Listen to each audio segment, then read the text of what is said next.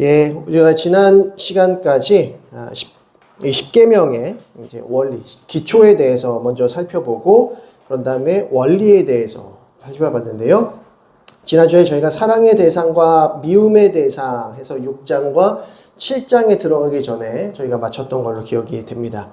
그래서 사랑의 대상이 누구이냐? 그러니까 이제 저희가 율법이라고 하는 것이 이제 율법이라는 것이 6장에서부터 이제 26장까지 이르러서 등장을 하는데, 그럼 율법의 기초가 무엇이냐라고 했을 때 신명기 5장에서 말씀하시는 10계명, 10가지의 계명이 이제 율법 전체의 기초가 되더라는 것입니다.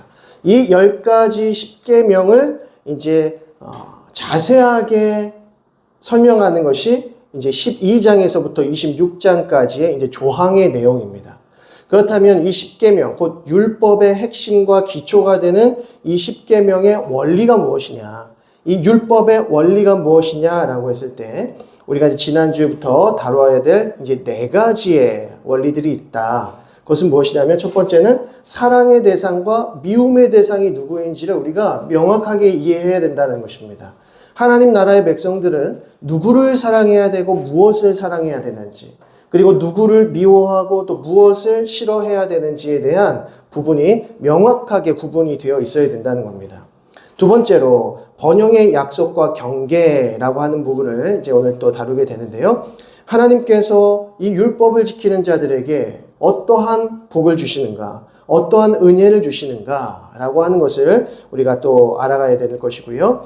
그리고 세 번째 원리는 과거의 불순종한 삶을 통하여서 하나님을 거스르고 반역해서 하나님께로부터 이제 화를 자초했었던 그 인생에서 이제는 벗어나서 너희가 약속의 땅 가나안에 들어가서는 이 과거의 불순종한 사건들을 늘 기억하면서 하나님 앞에 순종하기로 결단하고 하나님께서 주시는 그 복의 원리들 가운데서 살아가야 될 것을 말씀하시는 겁니다. 그래서 이제 두 번째 기회라고 하는 것은 가데스 바네아 사건 이후에 이제 광야 40년의 세월을 잘 보내고 이제는 약속의 땅 가나안 땅에 들어가서는 어떻게 다시 하나님 나라의 백성들로 살아가야 될지에 대한 부분을 다루고 있는 것이 이제 두 번째 기회라고 하는 것이고요.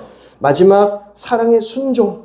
그러니까 하나님께 순종하는 것, 이 율법에 순종하는 것, 이 10계명이 가르치고 있는 이 가치에 대해서 우리가 순종해야 하는 그 이유는 무엇이냐? 하나님에 대한 사랑 때문이다. 하나님에 대한 사랑이 없이는 우리가 하나님의 말씀을 온전히 순종할 수 없다라고 하는 것이죠. 그래서 지난주에도 간략하게 이 부분에 대해서 우리가 생각해 보면서 마쳤는데요. 오늘은 다시 한번 이제 6장 부분들을 조금 보시면서 7장으로 좀 넘어가도록 하겠습니다. 저희가 지난주에 다뤄봤던 내용 중에 하나는 무엇이냐면 들으라. 이제 신명기 6장 4절에서부터 이스라엘아 들으라 라고 하는 이제 쉐마 이스라엘이라고 하죠. 그래서 이스라엘아 들으라는 말씀으로 시작합니다. 이스라엘아 들으라. 들으라는 게 참 중요하다라는 것입니다. 들으라.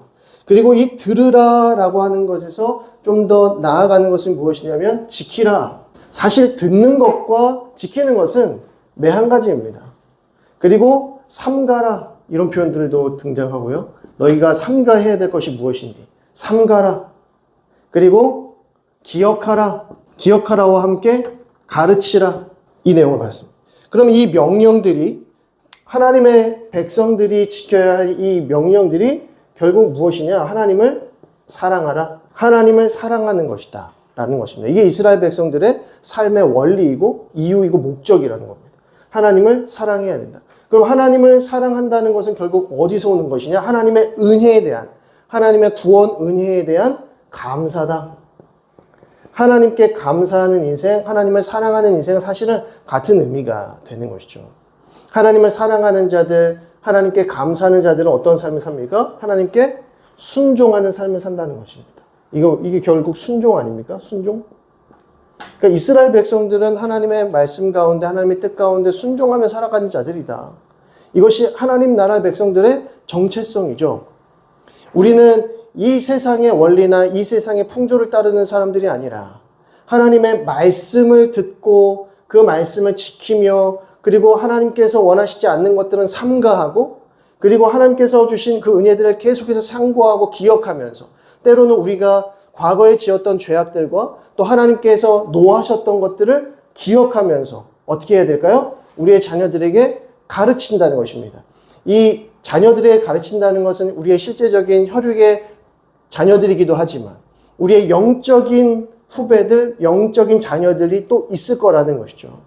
계속해서 우리의 주일학교 자녀들뿐만 아니라 우리보다 나이가 많아도 아직 예수님을 알지 못하고 하나님을 알지 못하고 하나님의 뜻대로 살지 못하는 수많은 불신 영혼들이 결국 우리의 영적인 자녀들이 되는 것입니다.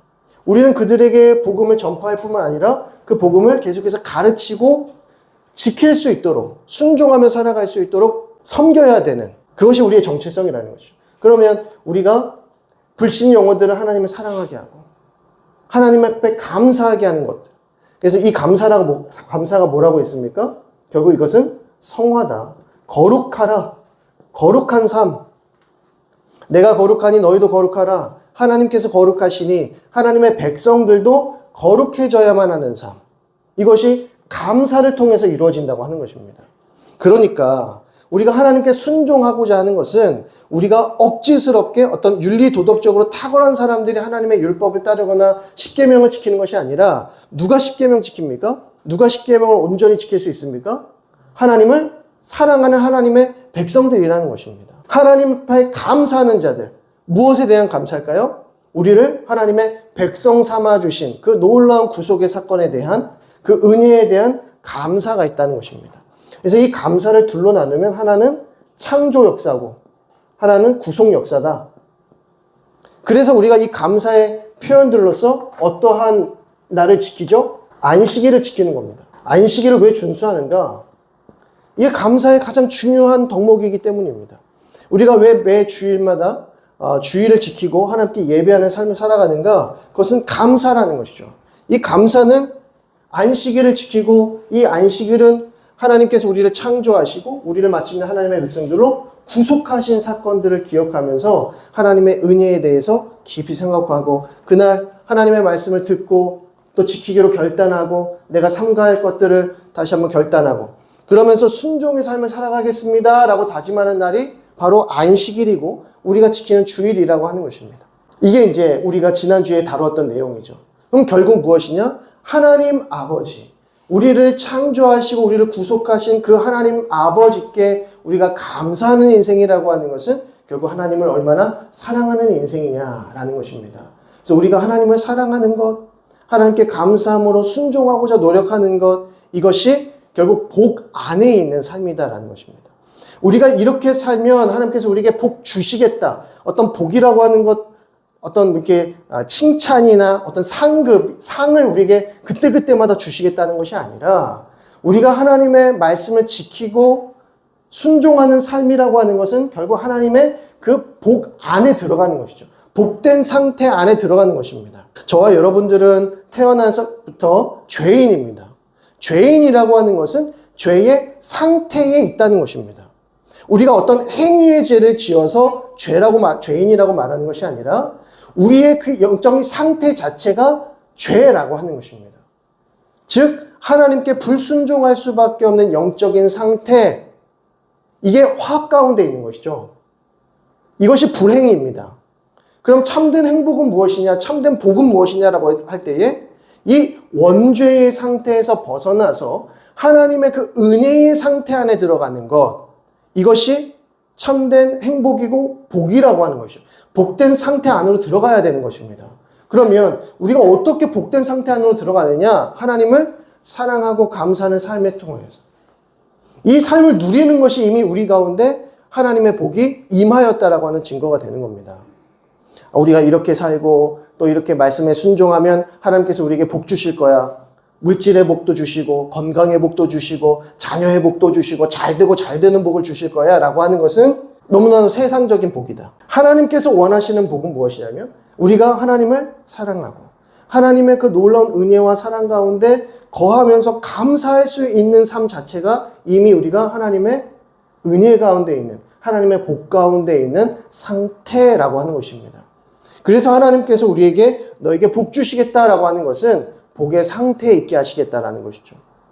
그래서 중요한 의미가 하나님께서 내가 너희를 하나님의 자녀 삼고 하나님의 백성 삼으시지만 어디 안에 들어가게 하세요? 하나님께서 약속하신 땅으로 들어가게 하신다는 거죠. 약속의 땅, 젖과 꿀이 흐르는 참된 행복의 땅으로 너희를 내가 옮기겠다라고 하시잖아요. 이 옮기겠다라고 하시는 것 자체가 영역입니다. 영역. 하나님 나라의 영역, 복의 영역으로 우리를 들어가게 하시는 거죠. 그럼 어떻게 우리가 들어가느냐? 하나님을 사랑하는 것입니다. 하나님께 감사하는 삶을 통해서 우리가 하나님의 복 안에 들어가는 거예요. 그래서 우리가 하나님의 말씀을 배우고 하나님의 말씀을 듣고 또 지키고 결단하기로 작정하는 그 모든 순간순간이 복 안에 있는 것이죠. 하나님의 그 은혜의 복 안에 들어가는 것입니다.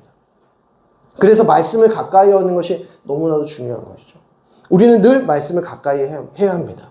그럼 반대로 이제 7장의 내용을 우리가 이제 보게 될 텐데, 이제 신명기 6장 10절부터 보게 되면 불순종에 대한 경고의 말씀이 나타납니다. 그래서 6장 12절을 보시면 너는 조심하여 너를 애굽 땅 종되었던 집에서 인도하여 내신 여호와를 잊지 말고 내 하나님 여호와를 경외하며 그를 섬기며 그의 이름으로 맹세할 것이니라. 너희는 다른 신들 곧 내 사면에 있는 백성의 신들을 따르지 말라. 너희 중에 계신 너희 하나님 여호와는 질투하시는 하나님이신즉 너희의 하나님 여호와께서 내게 진노하사 너를 지면에서 멸절시킬까 두려워하노라. 다른 신을 섬기는 일, 다른 신을 섬기는 것은 우리가 복 안에 있는 복의 상태가 아니라 완전히 저주의 상태에 들어가는 것입니다. 그래서 다른 신을 결코 섬기지 마라. 오직 하나님만 섬겨라. 하나님만 사랑하라. 다른 신을 절대 섬겨서는 안 된다. 다른 신에게 절하지 마라. 하나님이 아닌 다른 뜻대로 살아가지 마라. 이것이 하나님께서 주시는 은혜의 복 상태로 들어가는 길인 것이죠. 그래서 7장부터 보시게 되면 우리의 미움의 대상은 결국 무엇인가를 이야기하는데요. 7장 1절을 보겠습니다. 내 하나님 여호와께서 너를 인도하사 내가 가서 차지할 땅으로 들이시고 내 앞에서 여러 민족 헷 족속과 기르가스 족속과 아모리 족속과 가나안 족속과 브리스 족속과 휘 족속과 여부스 족속 곧 너보다 많고 힘이 센 7 족속을 쫓아내실 때에 누구를 미워하라? 7 족속 가나안 7족을 멀리하라라는 것입니다. 쫓아내라, 미워해라 라는 것이죠. 자, 2절 봅니다. 내 하나님 여호와께서 그들을 내게 넘겨 내게 치게 하시리니 그때 너는 그들을 어떻게 할 것이라? 진멸할 것이라. 여기서 이 진멸이라고 하는 단어가 중요합니다. 우리가 다른 신을 섬기지 말아야 될 때 다른 신을 섬기지 마라. 다른 신을 섬기지 마라 하셨을 때 가장 중요한 말씀이 뭐냐면 가나안 7 족속을 어떻게 하라? 진멸하라고 하셔요. 인본주의자들이나 이제 일반 사람들도 이런 표현들 굉장히 무서워하죠. 그리고 아니 어떻게 기독교 하나님의 그 사랑의 종교가 가나안 7 족속을 사랑하라고 말하지 않고 진멸하라고 말하는가? 진멸하라고 말하는가? 근데 제가 저번에도 여러 번 강조했지만 하나님께서 가나안 7 족속을 이스라엘을 통해서 진멸하게 하시는 그 이유가 무엇입니까? 사랑하시는 당신의 백성들에게 땅이 없기 때문에 땅을 찾아보니까 가나안 땅이 좋겠다 해서 얘네들 다 죽여버리고 하나님께서 사랑하시는 백성들만 이렇게 옮기시기 위해서 진멸하라고 하시는 것인가? 그런 의미가 아니라는 것이죠. 왜 가나안 7 족속이 진멸되어야만 하는 족속인가? 라고 했을 때 이것이 하나님의 진노의 잔이 어떻게 됐다고요? 가득 찼다는 것입니다. 그래서 모세의 때에 아직은 그 가나안 약속의 땅에 가나안 땅에 그 죄가 차지 않았다라고 표현하시죠. 그런데 이제 여호수아 때에 이르러서는 이미 7 족속의 그 죄의 관영함이 가득 차서 심판의 때에 도달했다는 것입니다. 그러니까 하나님께서는 이스라엘 백성을 통하여서 가나안 7 족속을 뭐 하시는 겁니까? 심판하시는 거예요. 그러니까 이 장면은 그냥 이스라엘 백성들의 어떤 영적 전쟁의 승리의 장면만을 이야기하시는 것이 아니라 진멸당할 수밖에 없는 이 7 족속의 이 상태가 어떠한 상태이냐를 보여주는 겁니다. 하나님께서는 지금 이 7 족속을 심판하시는 거예요. 그리고 나중에 이스라엘 백성들 역시도 하나님의 뜻을 거스르지 않고 율법을 잃어버리고 하나님의 그 은혜 가운데 살지 않을 때, 저주의 상태에 있을 때, 그리고 그 저주의 상태가 관영하게 되었을 때 어떤 일이 벌어집니까? 심판이 일어나는 거예요. 그래서 아수르에 의해서 10족속이 다 진멸당하지 않습니다. 그리고 남아있는 2족속까지도 이제 바벨론의 포로로 끌려가게 됩니다. 하나님께서는 아무리 이스라엘 백성들이라고 할지라도, 하나님께서 택하신 백성들이라고 할지라도 율법에서 떠나 있고 하나님의 법에 떠나 있다면, 저주의 상태에 있다면, 그리고 그것이 관영하다면 반드시 심판하실 것이랍니다. 그러니까 저와 여러분들이 사는 이 시대 가운데에서도 이 완악한 백성들이 하나님 앞에 심판을 당할 수밖에 없는 상태가 된다면 이제는 우리 주님께서 오실 겁니다. 근데 이미 그 수많은 징조들이 나타나고 있잖아요. 예수님께서 복음서를 통해서 나타내신 그 수많은 마지막 날의 종말의 때에 대한 징조들이 이제는, 그러니까 예수님께서 언제 오시더라도 아무 이상할 게 없는 그런 상태라는 것이죠. 그러니까 이런 상태에 우리 그리스도인들이, 하나님의 백성들이 깨어서 하나님의 뜻 가운데 살아가는 그 훈련들을 제대로 살고 있지 않으면 저와 여러분들도, 그리고 우리의 자녀들도, 우리의 다음 세대들도 소망이 없다는 것입니다. 그러니까 우리가 얼마나 영적으로 깨어 있어야 되는가, 얼마나 하나님의 말씀을 사모해야 하는가, 그리고 이 세상에 대하여, 완악한 삶에 대하여, 저주의 상태에 대하여 우리가 얼마나 미워해야 하는가 라는 것을 기억해야 한다는 것입니다. 저주의 상태에 있는 자들, 완악한 죄 가운데 있는 자들과는 우리가 타협하거나 설득하는 게 아니고요, 진멸의 대상이라는 것입니다. 그러면 왜 가나안 7족속은 진멸해야 되는가? 왜 타협하거나 언약하거나 혼인 맺지 말아야 되는가? 자, 3절 보겠습니다. 또 그들과 혼인하지도 말지니 내 딸을 그들의 아들에게 주지 말 것이요 그들의 딸도 내 며느리로 삼지 말 것은 그가 내 아들을 유혹하여 그가 여호와를 떠나고 다른 신들을 섬기게 하므로 여호와께서 너희에게 진노하사 갑자기 너희를 어떻게 하신다? 멸하실 것이다. 너희가 7족속을 진멸하지 않으면 내가 너희를 진멸할 날이 반드시 오리라, 이 말씀을 하시는 거예요. 그래서 이스라엘 백성들에게 무엇을 명령하시는가? 진멸하라, 그리고 언약하지 말라, 혼인하지 말라, 이렇게 말씀하시죠. 진멸하되 그들과 언약도 맺지 말고 그들과 절대 혼인하지도 말라. 그 어떤 영적인 교류도 하지 말라는 뜻이 되는 것이죠. 그렇지 않으면 너희가 어떻게 되리라? 진멸당하리라. 그리고 어떻게 되리라? 내가 너희와 맺은 그 언약을 너희에게 이루지 않을 것이다. 내가 너희와 뭐 하지 않을 것이다? 혼인하지 않을 것이다 라는 말씀과 똑같은 겁니다. 그러니까 너희는 이 가나안 7족속을 진멸해야 된다. 그리고 그들과 언약하지 말고 그들과 혼인하지 말라. 그렇지 않으면 내가 너희를 진멸하고 내가 너희와 맺은 언약을 이루지 아니하고 내가 너희와 혼인하지 않을 것이다. 그 이유는 무엇이냐면 그들이 다른 신을 섬기기 때문에 그렇습니다. 그래서 이것이 얼마나 우리에게 무서운 내용인가, 얼마나 두려운 내용인가 라고 하는 것이죠. 자, 그래서 5절을 봅니다. 오직 너희가 그들에게 행할 것은 이러하니 그들의 제단을 헐며 주상을 깨뜨리며 아세라 목상을 찍으며 조각한 우상들을 불사를 것이니라 라고 합니다. 가나안 7족속, 가나안 땅에서 섬기는 신이 누구였는가? 가나안 땅이 그 이제 팔레스틴 지역이라고 하죠. 고대 팔레스틴 지역에서 섬기는 신은 대표적으로 바알입니다. 바알과 아스타롯, 그리고 아세라 나오는데, 바알과 아스타롯이 그 부부 신입니다. 바알은 농사를 관장하고 아스타롯은 자녀를 관장하는 것이죠. 그래서 바알은 구름을 타고 천둥을 들고 있습니다. 천둥은 뭐냐면 이제 비를 상징하는 거죠. 구름과 이제 비를 상징하는 인물입니다. 그러니까 바알에게 잘 보여야 비가 잘 내리는 것입니다. 고대 팔레스틴 지역의 물이 얼마나 중요하겠습니까? 그렇죠?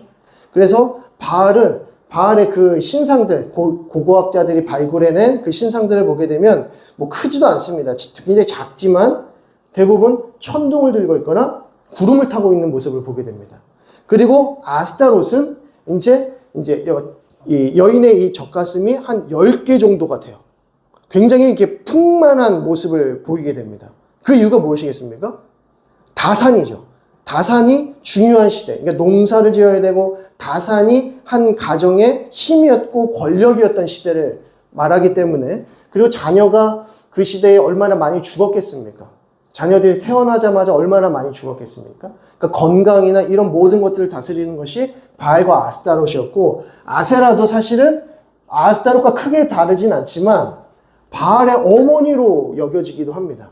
이 고대 문명 가운데에서는 가장 대표적인 여신 중에 하나였다는 것이죠. 그러니까 이 세 부류의 신들이 이 팔레스틴 지역의 대표였다는 거 보시면 됩니다. 그래서 그 가운데에서 오늘 5절은 아세라 목상을 찍으라 라고 하는 것이죠. 그리고 6절을 보면 너는 여호와 내 하나님의 성민이라. 내 하나님 여호와께서 지상 만민 중에서 너를 자기 기업의 백성으로 택하셨나니 여호와께서 너희를 기뻐하시고 너희를 택하심은 너희가 다른 민족보다 수요가 많기 때문이 아니니라. 너희는 오히려 모든 민족 중에 가장 적으니라. 여호와께서 다만 너희를 사랑하심으로 말미암아 또는 너희의 조상들에게 하신 맹세를 지키려 하심으로 말미암아 자기의 권능의 손으로 너희를 인도하여 내시되 너희를 그 종되었던 집에서 애굽왕 바로의 손에서 속량하셨나니 라고 하죠. 무슨 말입니까? 하나님께서 이스라엘 백성들을 택하신 이유는 너희가 강하거나 너희가 잘나서가 아니다. 너희의 어떠함 때문이 아니라 내가 너희를 사랑하기 때문이다. 8절 말씀이죠. 여호와께서 다만 너희를 사랑하심으로 말미암아 너희가 하나님의 성민이 되었다라는 것입니다. 그리고 하나님께서 이스라엘의 조상들과 맺으신 그 언약으로 말미암아서 너희들을 하나님의 백성으로 삼아 주신 것이니 너희는 그 은혜를 힘입어서 9절 그런즉 너는 알라 오직 내 하나님 여호와는 하나님이시요 신실하신 하나님이시라. 그를 사랑하고 그의 계명을 지키는 자에게는 천대까지 그의 언약을 이행하시며 인애를 베푸시되 그를 미워하는 자에게는 당장에 보응하여 멸하시나니 여호와는 자기를 미워하는 자에게 지체하지 아니하시고 당장에 그에게 보응하시느니라. 그런즉 너는 오늘 내가 내게 명하는 명령과 규례와 법들을 지켜 행할지니라 라고 결론을 내립니다. 다른 신을 섬기지 마라. 이 다른 신은 결국 누가 만든 겁니까? 사람이 만드는 겁니다. 사람이 창조해낸 겁니다. 사람의 필요에 대해서. 비가 와야 되는데 이 비를 누구한테 좀 부탁해서 좀 내리게 하고 싶은데 그러면서 신을 만들어내는 것이죠. 그러니까 내가 원하는 것을 줄 수 있는 신을 만드는 것이 우상인 것입니다. 그러니까 이 신들은 실제 존재했던 신들이 아니라 사람의 필요에 따라서 사람이 만들어낸 신일 뿐이라는 것이죠. 그래서 하나님께서 뭐 만들지 말라고 했습니까? 형상을 만들지 말라고 했습니다. 형상을 만들지 말라. 왜 형상을 만들지 말라고 했을까요? 하나님이 형상이 없으실 뿐만 아니라 하나님의 형상으로 지음받은 존재는 딱 한 존재 있습니다. 누구죠? 사람입니다. 사람. 하나님께서는 인간을 하나님의 형상으로 창조하셨어요. 그런데 하나님의 형상으로 창조하신 그 사람이 뭐를 만들어요? 우상을 만든다는 것이죠. 그것도 하나님이다라고 하는 신앙을 가지고 우상을 만든다는 것입니다. 하나님께서 하나님의 형상으로 인간을 만드실 때에 이 인간이 사람이 해야 할 일이 무엇이었을까요? 자기의 형상을 통해서 내 안에 있는 하나님을 드러내는 거죠. 내 안에 계신 하나님을 나의 삶과 나의 성품과 하나님께서 나에게 주신 사명을 통해서 하나님의 영광을 드러내는 삶이 하나님께서 우리에게 원하셨던 삶이고 이게 문화명령입니다. 그래서 생육하고 번성하여 땅에 충만하라. 땅을 어떻게 하라? 다스리라고 하신 거예요. 이것이 하나님께 영광을 올려드릴 뿐만 아니라 이것이 하나님께서 원하셨던 창조의 목적이었다는 것이죠. 근데 이 창조의 목적 다 갖다 버리고 내가 원하는 신 만들고 내가 원하는 신들의 모습을 만들어서 내가 원하는 삶을 추구하는 것이 얼마나 하나님을 대적하는 삶인가.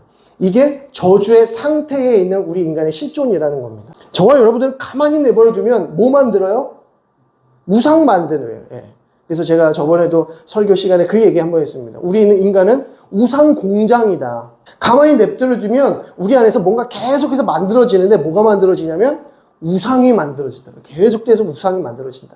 일본의 우상의 신, 거기는 이제 신을 많이 섬기는데 우상의 신의 개수가 몇 개일까요? 제가 예전에 제가 청년 때 듣기로는 200만 개가 있었다 그랬어요. 200만 개. 근데 지금 생각해 볼 때는 200만 개가 아니라 지금 일본에 있는 신들의 개수는 아마 그들 인구수와 똑같을 겁니다. 왜냐하면 일본의 신들은 어떤 특정한 신들을 섬기는 것이 아니라 자기가 만드는 거예요. 자기가 원하는 신들을 만들어서 섬기는 거거든요. 그러니까 일본은 선교가 굉장히 어려운 나라 중에 하나입니다. 0.1%가 기독교 인구라고 그래요. 0.1%. 그런데 이제 순금이 몇 프로 이상이 순금이죠? 99%가 되면 순금입니다. 1%만 다른 이물질이 껴있어도 99%가 금이면 순금이다 그래요. 정금이다.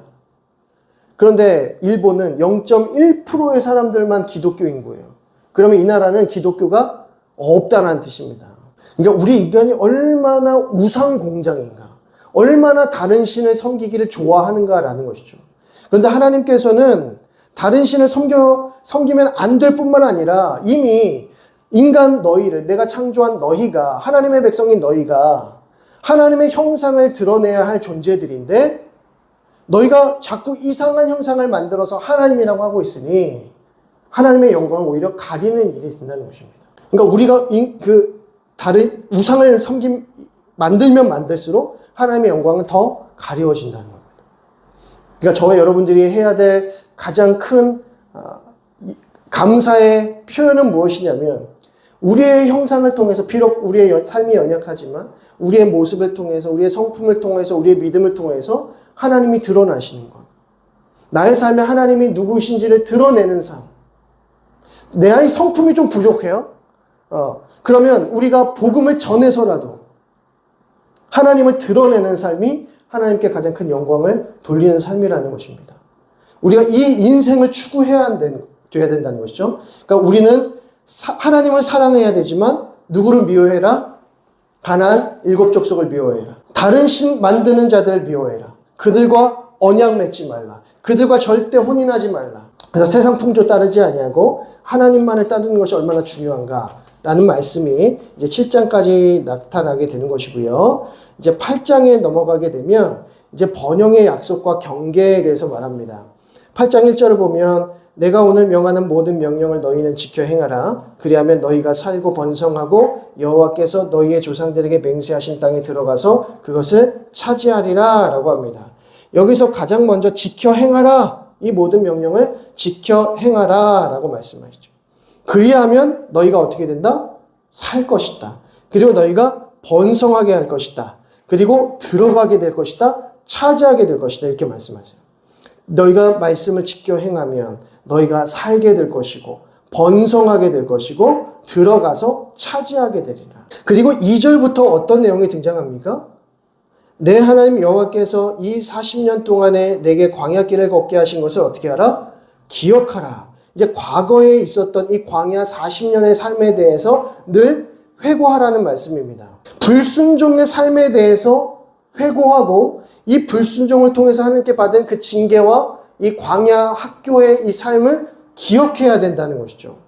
그래서 2절 말씀 다시 한번 보시면 기억하라 이는 너를 낮추시며 너를 시험하사 내 마음이 어떠한지 그 명령을 지키는지 지키지 않는지 알려 하심이라. 그러니까 하나님을 사랑하는지 보시겠다는 거죠. 이 40년의 광야 생활을 통해서 너희가 하나님을 사랑하는지 하나님의 뜻을 얼마나 따르는지를 알게 하려 하십니다.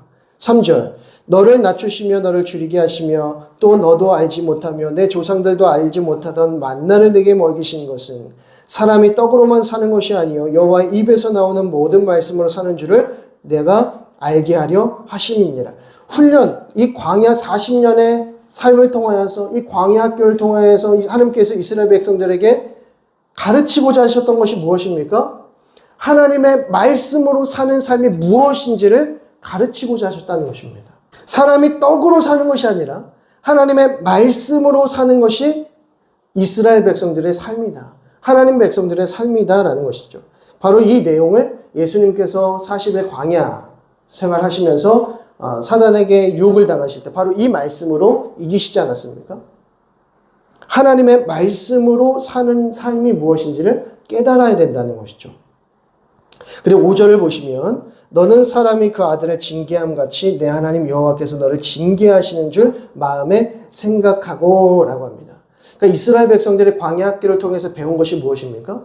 하나님을 얼마나 사랑하는지, 하나님을 사랑하는 삶이 무엇인지를 배우고요. 그리고 하나님의 말씀으로 사는 삶이 무엇인지를 배우고, 그리고 하나님께서 아들을 징계함 같이 우리를 사랑으로 징계하셨다라는 것을 기억해야 한다는 것이죠. 이것이 하나님 나라의 백성들의 삶이어야 된다는 겁니다. 그리고 11절 보시면 내가 오늘 내게 명하는 여호와의 명령과 법도와 규례를 지키지 아니하고 내 하나님 여호와를 잊어버리지 않도록 삼갈지어다. 잊어버리지 않도록 삼갈지어다 라고 말씀합니다. 그리고 14절에 내 마음이 교만하여 내 하나님 여호와를 잊어버릴까 염려하노라. 여호와는 너를 애굽 땅 종되었던 집에서 이끌어내셨다라고 하시는 거죠. 그리고 16절 내 조상들도 알지 못하던 만나를 광야에서 내게 먹이셨나니 이는 다 너를 낮추시며 너를 시험하사 마침내 내게 무엇을 주려 하심이라? 복을 주려 하심이라 하는 것입니다. 하나님께서 목이 곧았던 완악한 이스라엘 백성들을 계속해서 시험하신 것은 그들을 낮추시는 훈련을 하신 겁니다.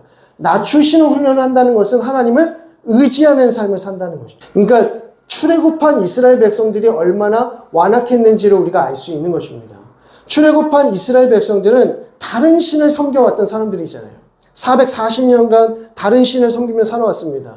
그랬더니 하나님께서 부르시고 하나님께서 놀라운 초자연적인 역사로 꺼내 놓으셔도 계속해서 이 애굽 신관에서 벗어나지는 못하는 거죠. 계속 그들 가운데 헛된 우상의 삶이 있다는 것입니다. 하나님께서 그들의 그 모습을 발견하게 하시고 그들이 얼마나 완악한지를 계속해서 깨닫게 하심으로써 뭐하게 하시는 거야? 오직 하나님만 의지하는 삶을 가르치시는 거라는 겁니다. 자, 그래서 과거의 이 불순종의 삶을 늘 기억해야 된다라고 말씀하고요. 자, 그 다음에 이제 9장부터 보시게 되면 과거의 불순종 두 번째 기회에 대한 내용인데요.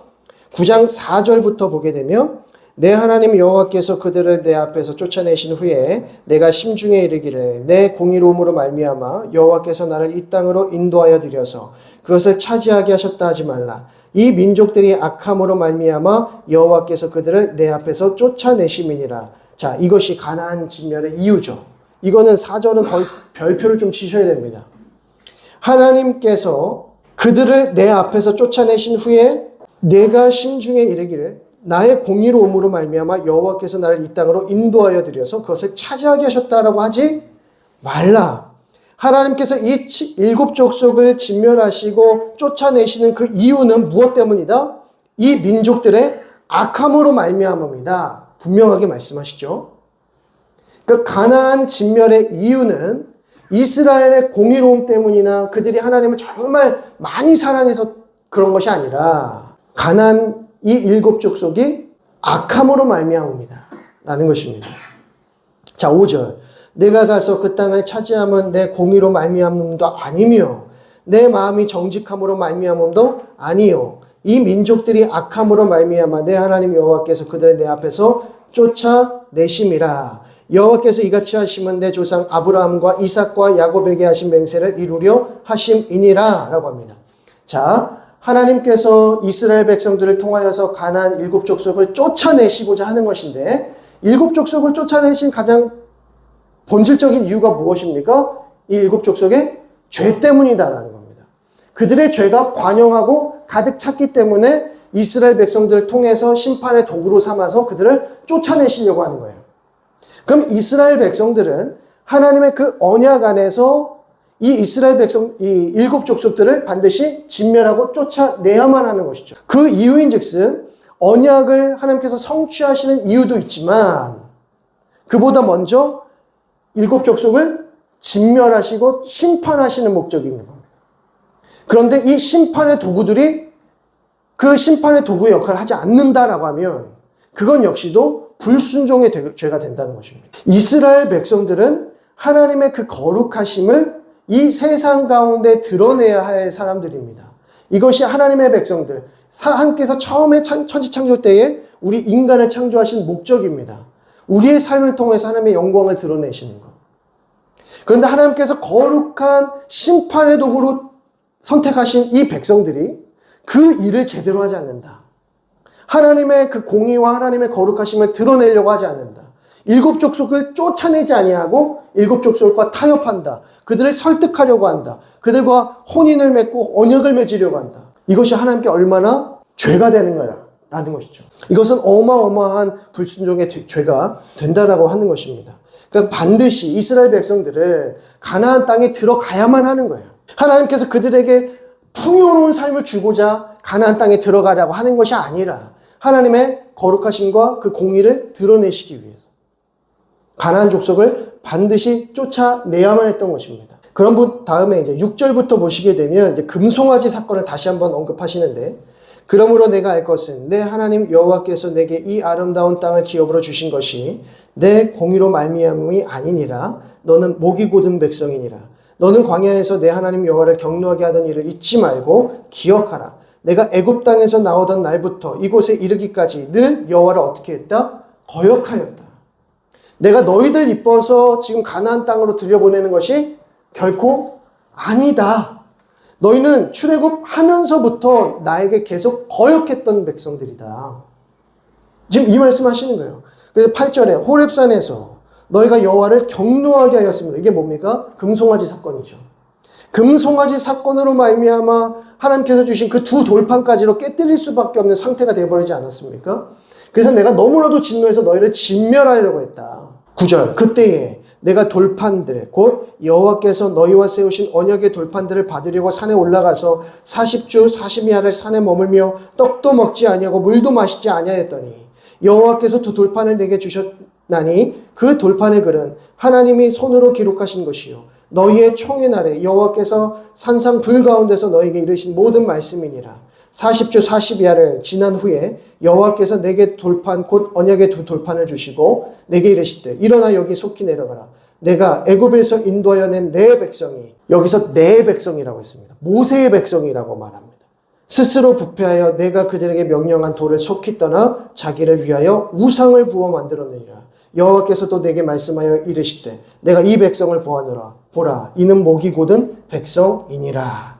16절에 내가 본즉 너희가 너희 하나님 여호와께 범죄하여 자기를 위하여 송아지를 부어 만들어서 여호와께서 명령하신 돌을 빨리 떠났기로. 19절 여호와께서 심히 분노하사 너희를 멸하려 하셨으므로 내가 두려워하였노라. 그러나 여호와께서 그때에도 내 말을 들으셨고 여호와께서 또 아론에게 진노하사 그를 멸하려 하셨으므로 내가 그때에도 아론을 위하여 기도하고 라고 합니다. 그리고 23절에 여호와께서 너희를 가데스 바네아에서 떠나게 하실 때에 이르시기를 너희는 올라가서 내가 너희에게 준 땅을 차지하라 하시되 너희가 너희 하나님 여호와의 명령을 어떻게 했다? 거역하여 믿지 아니하였다. 지금 모세가 이 십계명 두 돌판에 대한 이야기를 하면서 이 백성들이 너무나도 완악하다. 너희들은 한 번도 하나님의 뜻에 순종하려고 한 것이 아니라 출애굽하면서부터 계속해서 거역했다. 그런데 정말 거역의 끝판왕 두 가지 사건이 있었으니 하나는 금송아지 사건이요 다른 하나는 가데스 바네아의 불순종 사건이다라는 겁니다. 금송아지 섬긴 일과 가데스 바네아의 이 불순종 사건은 거의 똑같은 불순종의 끝판왕입니다. 이 이야기를 하는 이유가 무엇일까요? 너희가 지금 이제 약속의 땅에 들어가야 되는데 이 약속의 땅에 들어가거든 너희가 어떻게 해야 되는가? 나는 두 돌판을 가지고 40주 40야를 아무것도 먹지도 못하고 그 하나님의 명령의 말씀을 들고 내려오려고 했는데 너희는 그 안에서 무엇을 했느냐? 불순종했다는 거죠.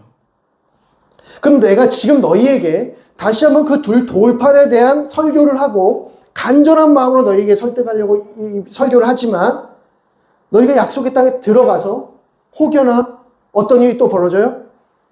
또 한 번의 금송아지 사건이 등장한다든지 아니면 또 한 번의 가데스 바네아 사건이 등장한다면 너는 심판을 당할 것이다. 너에게 화가 임할 것이다 라는 것을 말씀하시는 거죠. 그러니까 그 과거의 삶을 어떻게 하라? 기억해라. 기억해라. 그래서 하나님께서 모세를 통하여서 이 창세기, 출애굽기, 레위기, 민수기, 신명기의 이 정말 어마어마한 분량의 이 내용의 이 말씀을 기록하게 하신 이유가 무엇일까요? 기억하라는 겁니다. 기억하라. 너희가 약속의 땅에 들어가거든 너희가 과거에 어떠한 불순종을 했는지 기억하라는 말씀을 주시는 겁니다. 그래서 두 번째 기회라고 한 듯이 바로 그 얘기인 거죠. 그래서 10장 10장 1절부터 보게 되면 그때 여호와께서 내게 이르시기를 너는 처음과 같은 두 돌판을 다듬어 가지고 산에 올라 내게로 나아오고 또 나무개 하나를 만들라. 하나님께서 십계명을 다시 두 돌판에 새겨주신 장면이죠. 금송아지 사건으로 인해서 깨어진 그 돌판을 다시 한번 새롭게 갱신하셔서 모세에게 주시는 장면입니다. 그리고 그거를 나무궤, 곧 언약궤에 담겨놓게 하시는 거죠. 그것이 하나님 임재의 상징이 되었습니다. 그것이 이제 10장 11절 말씀입니다. 그러니까 다시 한번 제 출애굽 2세대들에게 너희가 약속의 땅에 들어가거든 1세대 너희 부모들처럼 앞세대들처럼 1세대들처럼 불순종하지 말라. 자, 근데 안타깝게도 이제 여호수아 시대가 지나가면서 사사기 시대부터 다시 이 신명기에서 모세가 삼가라고 했던 경계하라고 경고했던 그 내용들을 하나씩 다 불순종하기 시작하는 거죠. 거역하기 시작하는 겁니다. 그때에 얼마나 큰 화가 그들에게 임하는가, 그들이 어떤 영적 상태를 갖게 되는가, 이것이 이제 사사기 말기 시대가 등장을 하는 겁니다. 하나님의 말씀이 희귀한 시대, 하나님의 말씀을 듣지도 못하던 시대, 율법이 뭔지도 알지도 못하던 시대, 수많은 우상들을 섬기던 시대, 이게 사사기 시대, 말기 시대죠. 그래서 레위인까지도 하나님의 장자라고, 영적 장자라고 부름을 받았던 레위인까지도 우상을 섬기는 일에 동원되잖아요. 그러니까 얼마나 추악한 시대가 되는지 모릅니다. 근데 그 이유가 무엇이냐? 하나님께서 주신 이 말씀 가운데 거하지 못하는 것이죠. 하나님의 말씀을 지키지 아니하고 듣지 아니하고 삼가지 아니하고 가르치지 아니했기 때문에. 자, 이 부분이 이제 두 번째 기회를 주신다라는 제목이고요. 자, 마지막 사랑의 순종에 대해서 다시 한번 말씀하십니다. 하나님께서 말씀하시는 부분은 12절을 보겠습니다. 이스라엘아, 내 하나님 여호와께서 내게 요구하시는 것이 무엇이냐? 곧 내 하나님 여호와를 경외하여 그의 모든 도를 행하고 그를 사랑하며 마음을 다하고 뜻을 다하여 내 하나님 여호와를 섬기고 내가 오늘 내 행복을 위하여 내게 명하는 여호와의 명령과 규례를 지킬 것이 아니냐. 행복이라는 단어가 성경 안에서 몇 번 등장하지 않는다고 제가 말씀드렸죠. 성경에서 딱 11번 등장합니다. 우리 개정 성경에. 근데 그 중에 하나가 이 행복, 이게 13절인데요. 여기서 말하는 행복의 단어는 토부입니다. 내가 너희들 안에 좋은 것을 놓았다. 가장 좋은 것을 너희 앞에 지금 두었다라는 뜻입니다. 그래서 이 하나님 앞에 이 가장 좋은 것을 너희가 얻기 위해서는 무엇 해야 된다? 하나님을 사랑해야 된다. 우리가 하나님께 부르심을 받기까지 얼마나 하나님을 사랑할 수 있을까요? 어느 정도나 사랑할 수 있을까요? 저도 이제 벌써 45년을 살아서 산 날보다 살 날이 얼마 남지 않은 것 같아요. 죄송하긴 하지만 이게 인생입니다. 모세가 시편 90편에서 뭐라고 말합니까? 우리 인생이 길어야 7, 80이다. 80이다. 길어봐야 80이다. 딱 그렇게 생각을 해보니까 이제 살 날이 이제 덜 남았네 생각을 하는 거죠. 그럼 우리가 마지막 그 순간까지 무엇을 남기는 삶을 살아야 되는가 이런 생각 많이 하잖아요. 호랑이는 죽어서 가죽을 남기고 사람은 죽어서 이름을 남긴다라고 하는데 이름 석자 남기기 위한 인생을 살아야 될 것인가? 아니면 우리는 과연 무엇을 남기는 인생을 살아가야 될 것인가? 우리 후대가 우리를 어떻게 생각해 줄 것인가? 우리 이름을 생각하면서 어떠한 존재로 생각해 줄 것인가? 저는 다른 것보다 우리 부모가, 우리 엄마 아빠가 정말 하나님 사랑했다. 이것이 가장 큰 영광인 줄로 믿습니다. 그래서 남은 세월 동안 하나님을 더 사랑하기 위해서는 어떻게 해야 될까? 하나님 부르시기 전까지 내가 얼마나 하나님을 사랑할 수 있을까? 그 사랑의 기준으로 따진다면 내가 저분보다는 더 사랑했으면 좋겠고 내가 저분보다는 더 사랑했으면 좋겠고 더 큰 교회에 담임하시는 저 목사님보다 내가 하나님 더 사랑해야지 라고 하는 이런 영적인 도전들이 우리의 가운데 있어야 된다. 하나님께서는 우리의 어떠함에 따라서 하나님을 얼마나 사랑하는지를 평가 내리시는 것이 아닙니다. 내가 이렇게 살고 내가 이런 것들을 추구해서 이만큼 올라갔고 이런 것들이 세상으로부터 인정받는 그러한 것들이 하나님을 사랑했노라라고 평가하시지 않는다는 것이죠. 하나님께서 우리가 너는 참 나를 사랑했구나. 모세야 너는 나를 참 사랑했구나 라는 것을 하나님께서 어떻게 평가 내리시겠습니까? 하나님의 말씀을 듣고 그 말씀을 지키고 그 말씀을 삼가하고 그 말씀 따라 우리 자녀들에게 전수하고 가르치는 사람. 그럼 하나님께서 네가 나를 정말 사랑했구나 라고 하신다는 것이죠. 그래서 우리가 말씀을 얼마나 가까이 하고 이 말씀 가운데 얼마나 많은 은혜를 누려야 되는가. 그래서 수요사경에 참 잘 오신 거죠. 그죠? 수요사경을 통해서 주신 말씀 다시 한번 기억하시면서 계속해서 우리가 말씀 가운데 나아가는 훈련들을 해 나가야 합니다. 자, 이게 이제 사랑의 순종이죠. 순종하기 위해서는 우리가 하나님을 사랑해야 된다라는 것이고요. 그래서 11장 1절을 보시게 되면 11장 1절에 그런즉 내 하나님 여호와를 사랑하여 그가 주신 책무와 법도와 규례와 명령을 항상 지키라. 13절 내가 오늘 너희에게 명하는 내 명령을 너희가 만약 청종하고 너희 하나님 여호와를 사랑하여 마음을 다하고 뜻을 다하여 섬기면 풍성한 복을 주시리라. 뭐 주시리라? 토부, 좋은 것 주시리라. 하나님께서는 반드시 좋은 것 주신다. 또 22절 너희가 만약 내가 너희에게 명하는 이 모든 명령을 잘 지켜 행하여 너희의 하나님 여호와를 사랑하고 그의 모든 도를 행하여 그에게 의지하면 지금 여기서 말씀을 의지하면 말씀에 순종하면 말씀을 따르면 이라는 단어 표현 그 전에 뭐가 붙어요? 하나님을 사랑하고 하나님의 말씀에 순종하는 자들에게. 물론 하나님의 말씀을 어떻게 하나님을 사랑하지 않는 사람들이 순종하며 살 수 있겠습니까? 하나님을 사랑해야 하나님의 말씀에 순종할 수 있는 것이죠. 그러니까 같은 표현입니다. 그래서 하나님을 사랑하고 하나님의 말씀에 순종하는 너희에게 반드시 좋은 것 주신다. 반드시 좋은 것 주신다. 라고 말씀하시는 겁니다. 그래서 이것이 바로 하나님께서 이스라엘 백성들에게 율법을 주신 원리, 이유입니다. 하나님께서는 이 율법의 원리를 따라서 너희가 하나님의 말씀에 순종해야 된다라는 것을 가르치시는 거죠. 그래서 우리는